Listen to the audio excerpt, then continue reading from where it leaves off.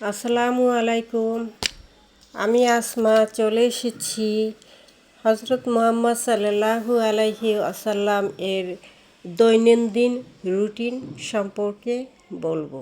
Morning to night, সকাল থেকে রাত পর্যন্ত নবী করিম সাল্লাল্লাহু আলাইহি ওয়াসাল্লাম কী করতেন সেটাই আলোচনা করব। মনোযোগ সহকারে শুনবেন, কারণ নবী শাফায়াত না করলে কিন্তু জান্নাতে যাওয়া যাবে না। রাতের শুরুতে রাতের শেষ অংশে তিনি তাহাজ্জুদের জন্য ঘুম থেকে উঠতেন। ঘুম থেকে জাগ্রত হয়ে দোয়া পড়তেন। ঘুম থেকে ওঠার দোয়া 2 হলো আকাশের দিকে তাকিয়ে সূরা ইমরানের শেষ 10 আয়াত পাঠ করতেন। 3 হলো দীর্ঘ সময় নিয়ে মেসওয়াক উযু সম্পন্ন করতেন। 4 হলো দীর্ঘ কিয়াম, রবের প্রেমে নিবৃত আলাপন। দাঁড়িয়ে থাকতে থাকতে পা মুবারক ফুলে যেত, এত দীর্ঘ নামাজ পড়তেন। তাহাজ্জুদ নামাজ দীর্ঘ টাইম নিয়ে পড়তেন, দীর্ঘ টাইম নিয়ে তেলাওয়াত করতেন দাঁড়িয়ে দাঁড়িয়ে, এই জন্য পা ফুলে যেত। এরপর কি করতেন সেই অংশটাই আমরা এখন জানব। তাহাজ্জুদের পরে নবী করিম সাল্লাল্লাহু আলাইহি ওয়াসাল্লাম কি করতেন সেটা সম্পর্কে এখন আলোচনা। শুরুতেই কি করতেন? ফজর ও মসজিদে গমন। আজানের পরপর সুন্নত আদায় করতেন। সুন্নাত আদায়ের পর হালকা বিশ্রাম করতেন। 3 হলো এরপর ধীরে ধীরে মসজিদে গমন করতেন। 4 হলো নামাজের পর সকাল হওয়া পর্যন্ত জায়নামাজে বসে জিকিরে মশগুল থাকতেন।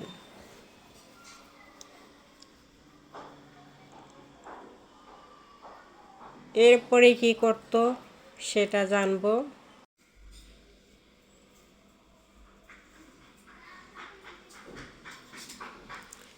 জিকিরের পরে নবী করিম সাল্লাল্লাহু আলাইহি ওয়াসাল্লাম কি করতেন সেটাই জানব। সকাল থেকে জোহর পর্যন্ত 1 সূর্য উঁচুতে উঠলে চাষতের নামাজ আদায় করতেন। 2 নামাজ শেষে সাহাবীদের স্বপ্নের ব্যাখ্যা ও তাদের সাথে কুশল বিনিময় করতেন। 3 ফজরের পর সাধারণত ঘুমাতেন না। 4 মসজিদ থেকে বের হয়ে সকালের নাস্তা গ্রহণ করতেন অথবা খাবার না থাকলে রোজা রাখতেন। এরপর গৃহস্থলী কাজ সারতেন এবং নিজের কাজ নিজেই সম্পন্ন করতেন।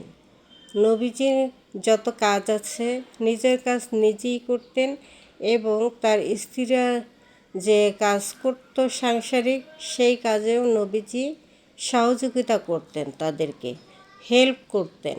যতক্ষণ সে বাসায় থাকতেন তাদের কাজে সহযোগিতা করতেন, যাতে তাদের স্ত্রীদের কাজটা সহজ হয়ে যায়। দুজনে মিলে করলে সহযোগিতা হয়, আন্তরিক হয়, ভালোবাসা তৈরি হয়। এই জন্য এই কাজগুলো আমরাও যেন করি। এরপর হলো সকাল থেকে জোহর পর্যন্ত নবী করিম সাল্লাল্লাহু আলাইহি ওয়াসাল্লাম কী করতেন সেটা জানব। 1 হলো নারীদের অভিযোগ শুনতেন, সমাধান দেওয়া, বিভিন্ন সময়ে তাদের প্রশ্নের উত্তর দেওয়া। 2 হলো অসুস্থদের দেখতে যাওয়া।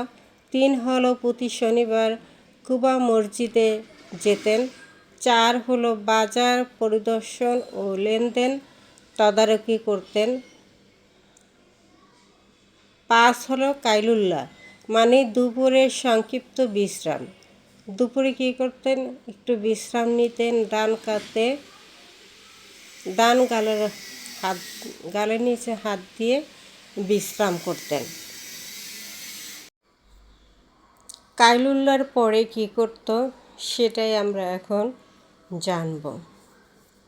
নবীজি সারাদিন যেভাবে যে কাজগুলো করত, এভাবে আমরা আমাদের জীবনকে পরিচালিত করি, এটা কিন্তু অবশ্যই খেয়াল রাখতে হবে। জোহর থেকে আসর পর্যন্ত কী করত? 1 নামাজের পর মসজিদ হয়ে উঠত রাষ্ট্রের কেন্দ্রবিন্দু।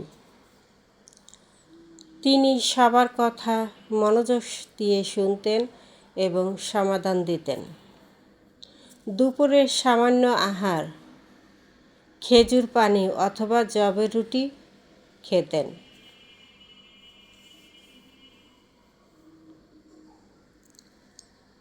তারপরে কি করত সে বিষয়গুলো আমরা জানব এবং প্রতিটা বিষয়ে আমরা যে জানতেছি এই অনুযায়ী আমাদের জীবনকে পরিচালিত করব। নবীজি কিভাবে খেতেন, কিভাবে ঘুমাতেন, কিভাবে পরিবারের সাথে সময় পার করতেন সেগুলো জানতে হবে। আসর থেকে মাগরিব কি করতেন। এই সময়টা ছিল একান্ত পারিবারিক সময়। এই সময় তিনি স্ত্রীদের খোঁজখবর নিতেন, হাসি মুখে তাদের সাথে কথা বলতেন, তাদের কোনো সমস্যা আছে কি না সেটা জানতেন, সমাধান দিতেন। হালকা পাতলা নাস্তা থাকলেও সেটাও দুজনে শেয়ার করে খেয়ে নিতেন। এই কাজগুলো তিনি করতেন আসরের পর থেকে।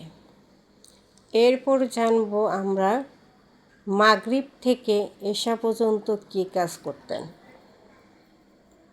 এক হলো মাগরিবের নামাজের পর সূরা ওয়াকিয়া তেলাওয়াত করতেন। 2 হলো বিভিন্ন জিকির আজকার পাঠ করতেন। 3 হলো রাতের খাবার গ্রহণ করতেন।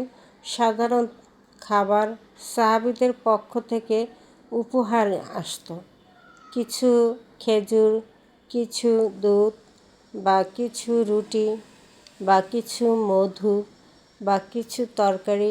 এভাবে সাহাবারা কেউ না কেউ কিছু না কিছু উপহার দিয়ে যেত, সেটা নবীজি গ্রহণ করতেন, স্ত্রীদের সাথে নিয়ে খেয়ে নিতেন। যেদিন খাবার থাকতো না সেদিন না খেয়েই থাকতেন, আর যেদিন খাবার থাকতো সেদিন স্ত্রীদের নিয়ে বন্টন করে সেটাকে খেয়ে নিতেন। এরপরে কী কাজ করবে নবী করিম সাল্লাল্লাহু আলাইহি সাল্লাম সেটাই জানব। রাতের ঘুম কিভাবে তিনি ঘুমাতে যেতেন।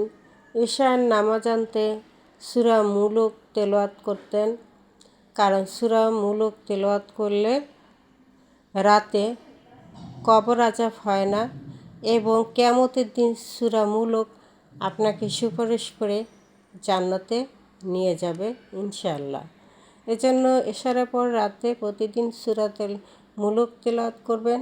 এশার পর সাধারণত অপ্রয়োজনীয় কথা বলা অপছন্দ করতেন। রাতের প্রথম প্রহরে উঁচু করে ডান কাতে শয়ন করতেন এবং শুয়ে শুয়ে আয়াতুল কুরসি, ইখলাস, ফালাক, নাস সূরা পড়ে ফু দিতেন এবং সূরা বাকারার শেষ 2 আয়াত তেলাওয়াত করতেন।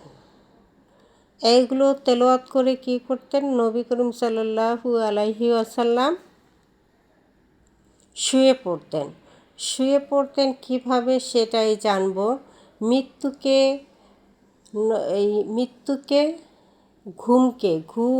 ঘুমকে মৃত্যুর সমান মনে করতেন এবং জাগরণকে